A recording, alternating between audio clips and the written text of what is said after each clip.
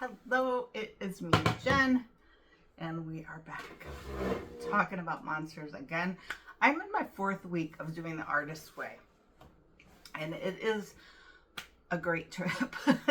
I can't say it's as much of a trip as reading your life from the future, written during the present time, but it's now your past for 30 years worth. That was a trip. That's a mind trip. I can't believe I survived it. Actually, no, I can't. It's been a great time. And hopefully, if you don't know, I'm Jen, and I am bringing you a bunch of life lessons that I learned from the School of Hard Knocks through journaling. And I've done it for 30 years, over 10,000 morning pages. I didn't know they were called morning pages until I read The Artist's Way. But that book is fantastic. I highly recommend. It looks like this. It is written by Julia Cameron. It is a keeper. It's not a library book. This is a buy it. And I'm in week 4. And week 4 is called Rediscovering a Sense of Integrity. And I've been talking about inner monsters, which might have been back from week 3. Could have been. That's recovering a sense of power. So it really does go together. However, I do think that it ties right into week 4 as well. And because it is May the 4th, let's talk about it. Let's talk about May the 4th be with you. It's really funny because I wasn't thinking about that at all when I started thinking about what I was going to post with this video. However, I was inspired by Andy again over at Creative Pep Talk on his channel. And he was talking about when Han Solo and Luke Skywalker went over and dressed up as stormtroopers in the enemy territory. And I thought, wow, what a great way to look at our inner monsters and get in their skin. If you think about a stormtrooper, they have this hard shell, this very rigid walk. Their voice is kind of masked and mechanical, not a lot of texture to it. And they're, you don't see their skin. There's no softness to them. Whereas a Jedi, you can see their face. You can see their expressions. They aren't really hiding behind anything, but they're very vulnerable. Their clothes are soft. They are able to move better. Now, when they went over into enemy territory dressed as stormtroopers to sort of see behind the scenes and gain a different perspective of things, they were still Jedi on the inside. They were merely putting on the facade. And that's what I want to talk about today, because these monsters we've been talking about, if you watched my other videos, I uncovered some of mine. I found plenty on my monster hunt, and I hope you've done your own. Some of those are monsters on the outside, people who have done things that made a mark on me in some way, and then created my own little monster, my own little goblin that crawls around in my mind and plays tricks on me. And I've found a puppet master. I've found a plastic devil in disguise. I've even found one that I'm just like, you are the devil daddy. Like, I've found bad monsters too that are really scary. But when you go shine a light on them, you find out their shadow was so big, and like you were seeing something that maybe isn't quite as scary as you think. Maybe you needed to find your strength, and maybe you could even borrow a trait from them.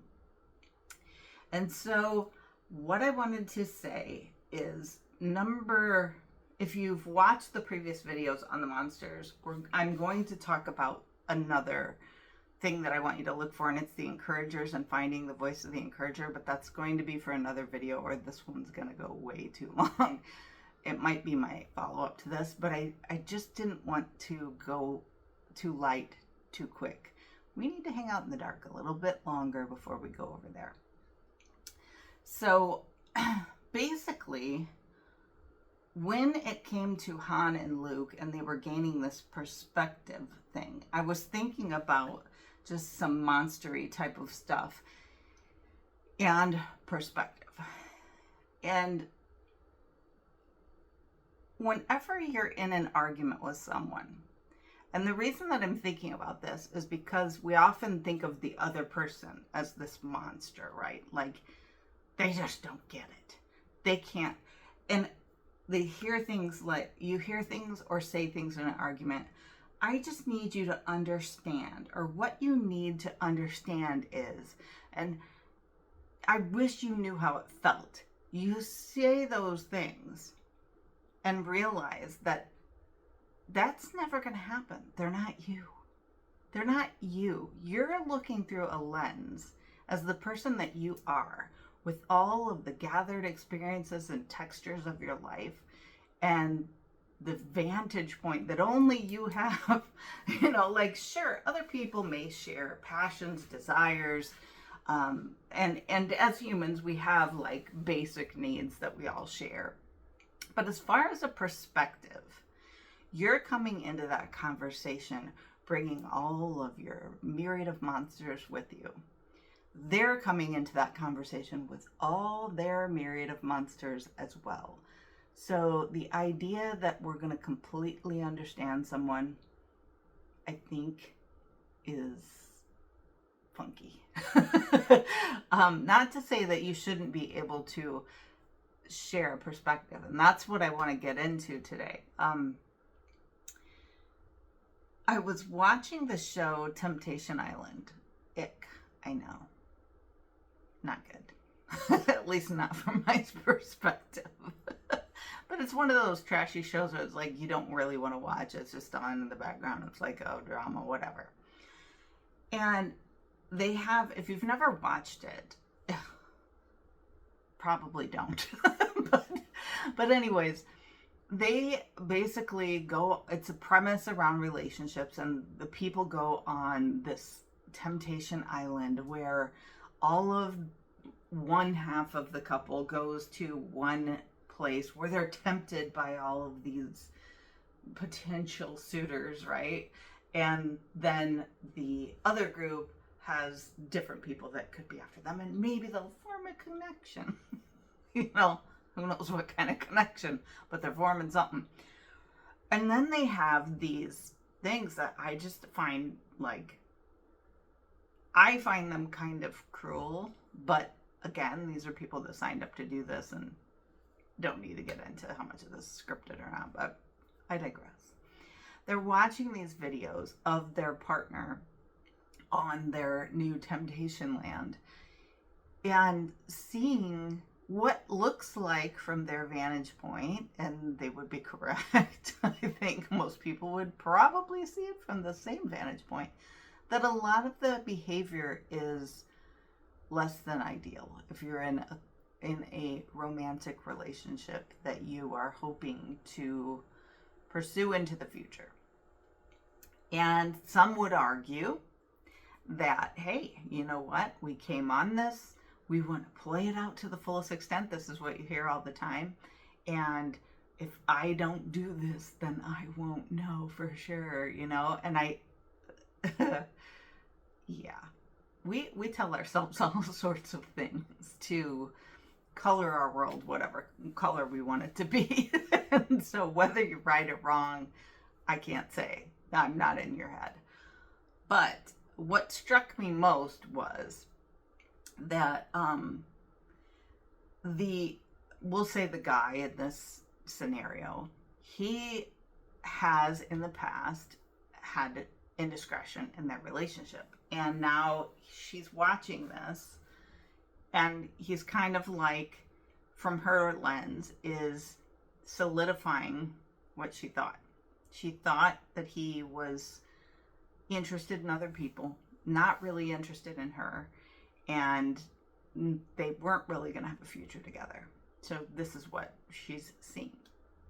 Now, also, and she's just distraught. That's what's so hard about watching this, is it's like so painful, and you see the pain on the people that are on whatever side, like we'll say the hurt side of the equation, and they're kind of gobsmacked, but yet maybe expected it, but it's like still difficult.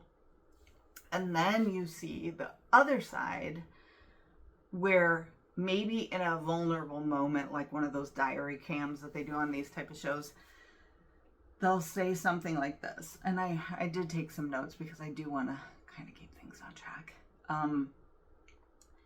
I try to show her in every way I know that I'm sorry, that I care, and I want this to work. But no matter what I do, it's never enough. And there's a little tone of like, she needs to get over it if we're going to move forward. Okay. Then her side is, basically, you just gave me an emotional lobotomy and you want me to rub some dirt on it. And so, different vantage points, both correct. In that, if you are going to move forward in a relationship, you have to work on the healing part, right? And I used to always say this because I've experienced a lot of emotional pain in my life. And it's weird because if you break your arm, it's like, okay, you go to the doctor, they do an x-ray, they look at the arm, they're like, okay, 8 weeks in a cast, then we're going to go to rehab for however long, and you should be good to go in 12 weeks. And with emotional hurts, it's just not the same process. But you do have to do the work of healing as well. And just like you would have to do the work of physical therapy, of taking care of your cast, of wearing your sling for the appropriate time, of taking maybe ibuprofen or whatever they prescribe you, going to the doctor and getting the x-ray to check the progress. You have to do those things while you're healing from a broken arm. And emotions are similar. Only we tend to do this stuff by ourselves, out of shame or embarrassment or hurt or pain, or we think, this is why I'm like, shine a light on these monsters, because they're really not as scary. But when you just hide from them most of the time, they show up, and they show up in the worst way at the worst time. So whatever support looks like to you. And I'm a huge fan of journaling, and literally I would do this. I would kind of unravel these things in my journals. And yes, they've been read by people I haven't wanted them to read. And so I had to face down that as well.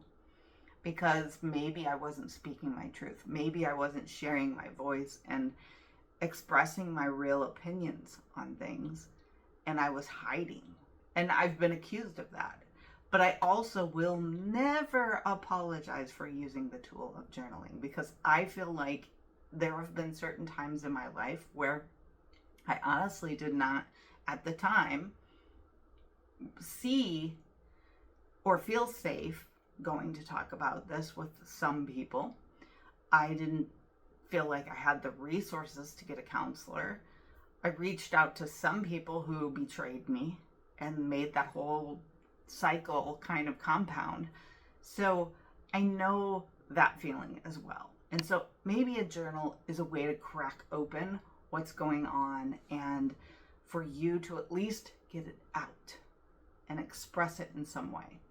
If you don't want to write it in words, draw, paint, exercise would be another. Express through dance or whatever feels good to your soul. But at least create something out of it that will help you in the healing process. What I don't want you to do is ruminate with a bunch of people who are in the same boat, or like commiserate, if you know what I mean. My husband and I have a little thing, and I'm just going to go ahead and say it. It's called the dumbass circle. And we say, when you are with people with the same perspective, kind of rehashing things, there's a thing called complain and remain. You're just kind of like not seeing a new vantage point, not seeing a new perspective, not putting on some stormtrooper gear and walking over into the stormtrooper land, you are in danger of just repeating the same things over and over because you are having the same perspective over and over. And how can you expand and go out and change and grow your capacity if you never do anything new, talk anything new, hear anything new? It's just the same over and over, same record, playing over and over. You gotta expand your repertoire, just like you expand your palette, just like you expand in knowledge and wisdom and goals and anything, skill. You need to expand your perspective. And so I was talking about this same Temptation Island thing with my husband. And so what the person that got hurt is saying about, like, this sounds super insensitive. You're just acting like this is no big deal. And if you're acting like this is no big deal, then the likelihood is that you'll do it again. So that's their perspective, and they're really wanting to protect themselves because they're still hurt. Now, the other person is like, crud, I've jacked up. There's nothing I can do. I don't know how to fix this. What can I say? There's nothing I can say that will make it better. And there's a frustration point. There's a wanting to help them move forward and not knowing how. And again, maybe understanding that there's different perspectives on things, first of all, and that you don't have to convince them, and you never will convince them of your perspective. So just yelling at each other louder and louder, like the same thing, trust me, does not work. I've had a load of experience doing that, and it doesn't work. So I also have, like, just another way of looking at this situation that has helped me sort of see how real this can be, is if you're standing on the back of my house and you're telling somebody on the phone, you're talking to them and you're like, hey, just look for the house, and I'm describing it, and let's say I don't know what the front of the house looks like, so I have to describe it based on where I'm standing, and I'm like, oh, it has a hot tub on the left-hand side, there's a big picture window in the back, you'll see like 4 or 5 palm trees, and, and I'm describing this exactly, and what I'm saying is true. That is exactly what you'd see if you're standing where I'm standing. But they're on the front of the house, and they're driving by, and they're like, there is no hot tub, there are not palm trees, I don't know what you're talking about, I see no picture window. And I'm like, yes, I'm telling you. And I can keep saying it again and again, describing it in more vivid detail, making sure they get it and they understand, but they're on the opposite side of the house. So this is you're never going to have that. And so that kind of thought process isn't going to work. So the better thing to do, and this is trust, I know that this is easier said than done. However, doesn't mean it's not worth it. A lot of things that are difficult are worth it. Even if you're making like spaghetti sauce that's sat all day or soup that's sat all day, it's better than just microwaving something. We all know that. Sometimes great things take time. So what you can do is say, hey, me and you, we want to go here. Let's describe here. And avoid saying it doesn't look like this. And I've talked about that before, where when you're creating a vision, and I've been madly challenged by an author of a few books on small organization management. When you're describing what you want, focus on what you want, not what you don't want. And if you can't articulate that, grab your journal and try. And it's usually on the opposite end of the stick of what you don't want. So start there. If you only have what you don't want, try to get to the point where you're able to articulate what you do want. Okay? And let the other person say what they do want. And you can do this completely separately and don't force it coming back together, but just on your own, start writing pieces of that. And like, this is what I want in a relationship. Maybe it's, I want to feel encouraged. Now, here's where I'm also going to say, be the encourager. Be your strength. When people talk about mirroring you, think about it. Our physical eyeballs are rarely, well, never looking inside our heads, I hope, because that's, yeah, not a good sign. And they are literally pointed at other people. And the same holds true, especially in relationships where you spend a lot of time. It could be coworkers, could be family, partners, it could be customers. They're looking at you. So if Darth Vader, May the 4th, walks up to you and you see him and you're going to treat Darth Vader like who? Like Darth Vader. You're not going to walk up and be like, oh, good boy, and like pat him on the head like a little doggy. You're treating him like Darth Vader because you're going to mirror to him what you're seeing. Now, if he was a little doggy, you're not going to all of a sudden whip out your lightsaber and go at him, because it's a little doggy. So what you are showing the world in terms of not just your external, it's not, remember, Luke and Han were still Jedi. Their internal was still Jedi, and it panned out. It got exposed in that scene. Look it up. You'll see. They didn't escape the fact that they were still Jedi. They were, or at least Luke, that they weren't stormtroopers, we'll say that. And so they were still who they were, Luke and Han, on the inside. And they were just dressed like stormtroopers. They were just gaining perspective. And so you're going to remain who you are. So you need to be in touch with who you are. And if you're the kind of person who needs encouragement and you're trying to force someone who isn't an encourager, naturally, to be an encourager, start by encouraging yourself and watch how it gets reflected back. You might be surprised. You might be really surprised. The other thing I would say to do is to seek out people who are doing what it is you want to do, who will naturally encourage you to do it. Instead of putting that on someone who maybe isn't that.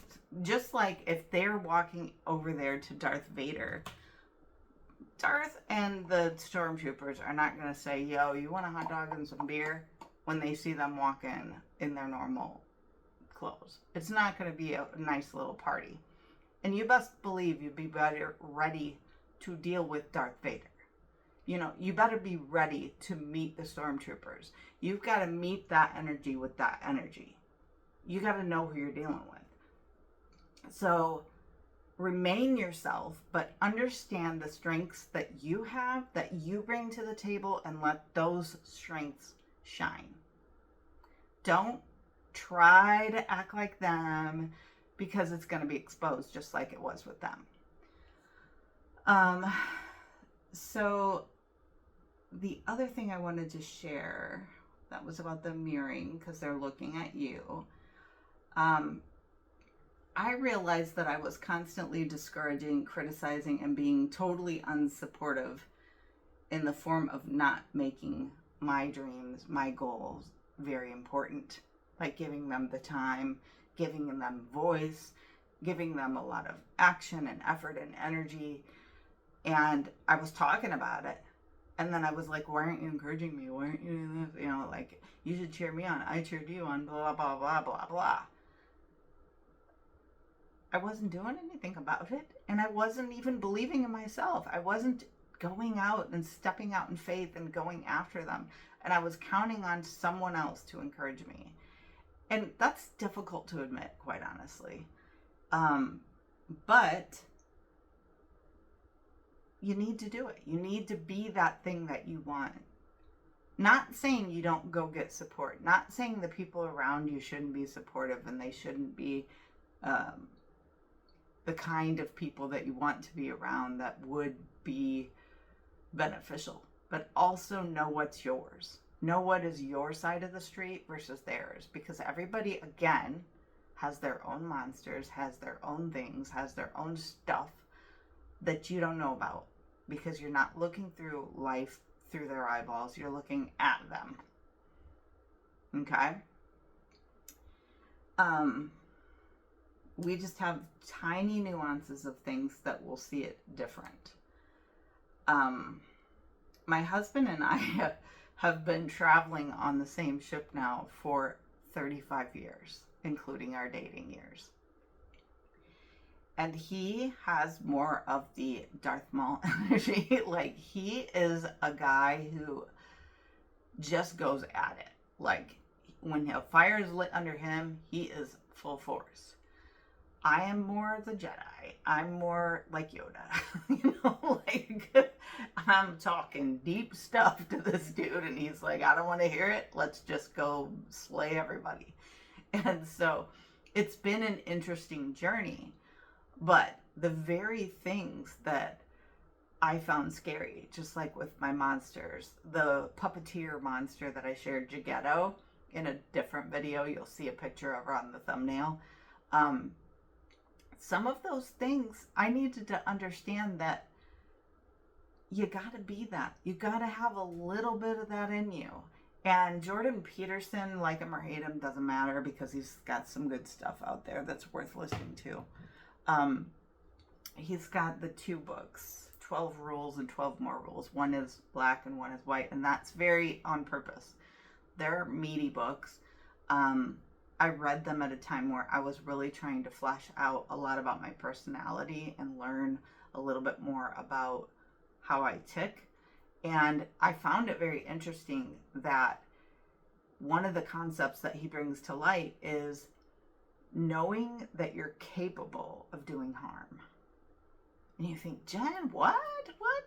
I'm the last person that's like ever going to do harm. But you have to realize that you can walk into a room full of stormtroopers and deal. Again, it doesn't mean you have to become one, but there are aspects of them that they bring to the party that other people need. And a long time ago, I want to say maybe 8 years ago, I went to a business conference with my husband, and they were talking about 4 different personalities. And one of them was, it was called, the theory was called GEMS. And this is all kinds of things. We've all heard all the golden retriever and all the different archetypes type of stuff.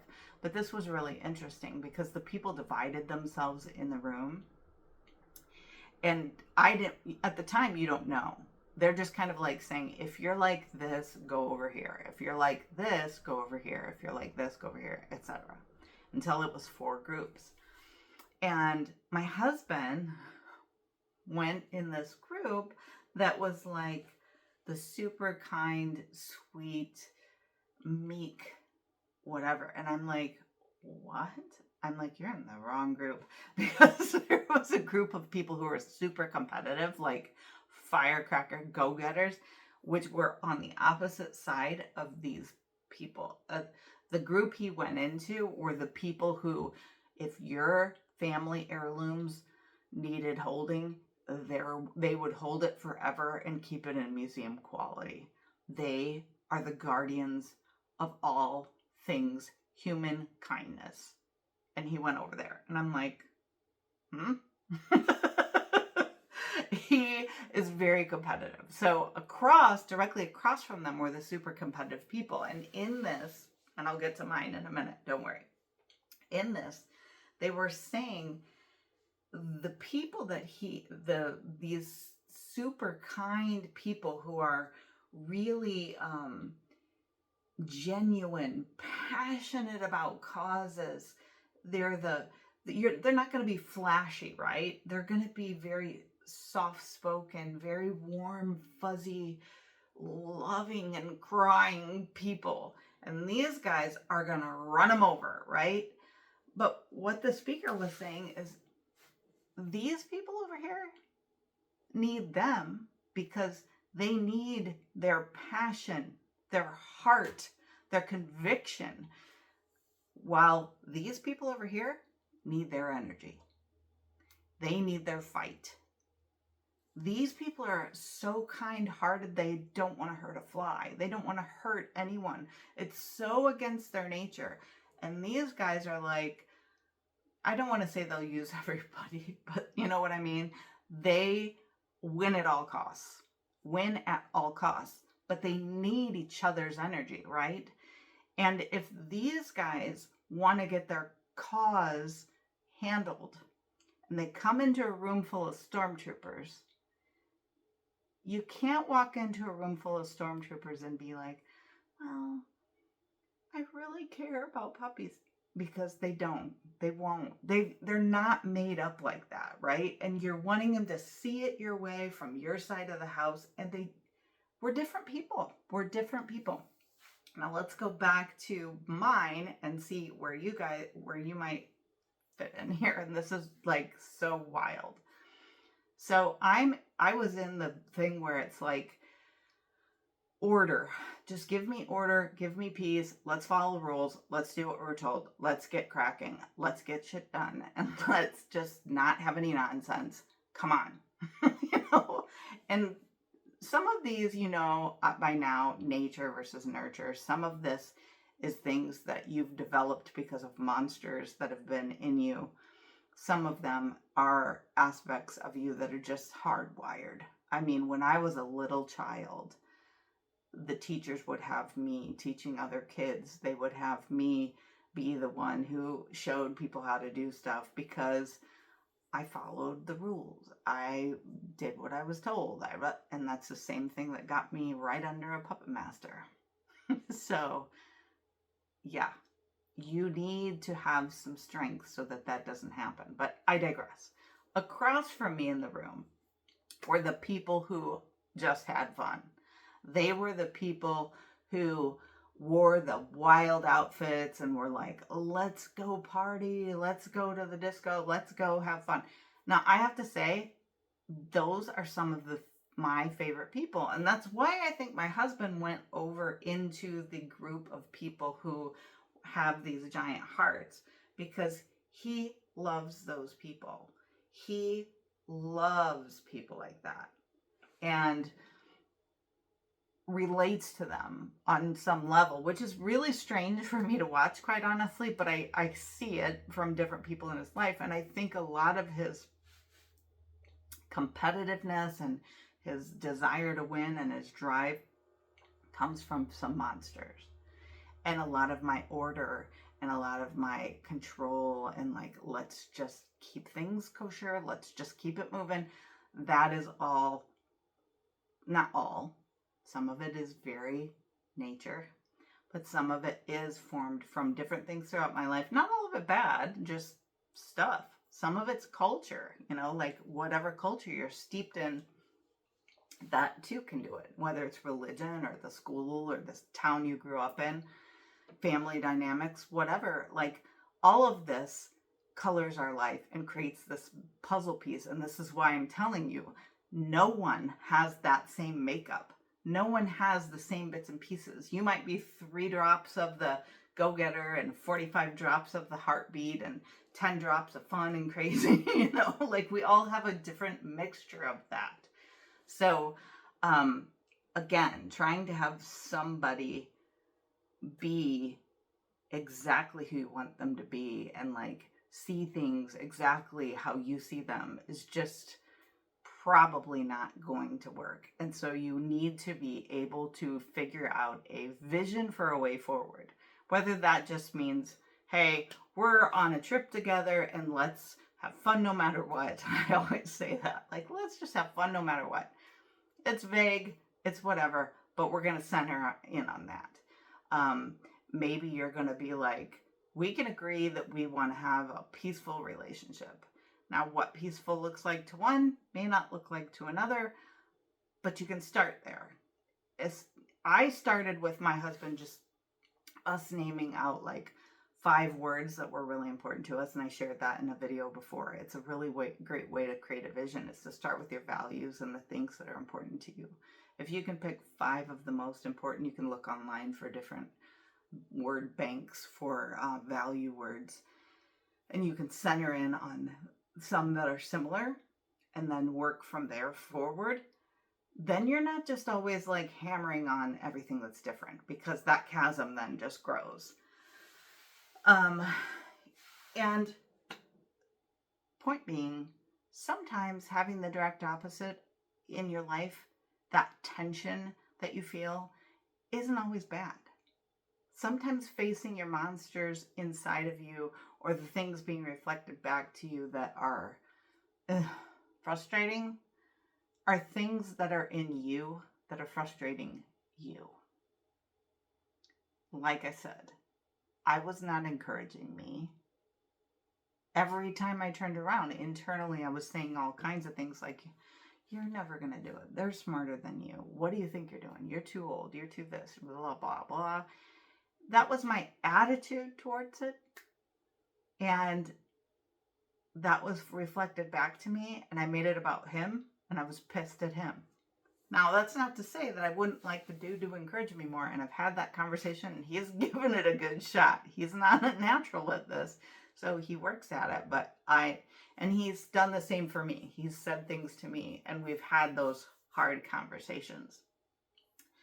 But Luke and Han went over there, and they put on their stormtrooper stuff, remaining who they were on the inside, but they were able to sort of get a different perspective. And so looking at your monsters, drawing them out, giving them names, and then looking at maybe what monster was created, what little goblin lives inside of you as a result of those, is only going to help you see better. And when you can see better, you can do better, and you're not stuck in your own dumbass circle. So I hope that this story makes sense. This is one of my favorite shirts. Remember who you are. I'm sure it looks backwards on there, and who you are is a lot of people, a lot of different things, and a lot of different experiences, but also very unique, very valuable, very necessary. So make sure you are your own best friend, your own biggest encourager, your own biggest cheerleader, and whatever it is that you feel like you need, you start being it to you first and see what gets reflected back. I hope this video finds you well.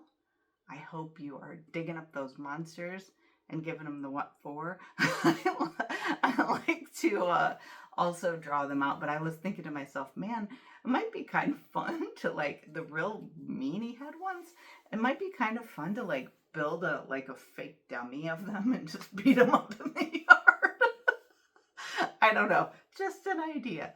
I don't think I would take much further than the dummy. So anyway, comment down below what you're finding in terms of monsters and terms of things that go bump in the night, and where you're finding strength that you didn't know you had. Let me know down below. In the meantime, happy monster hunting.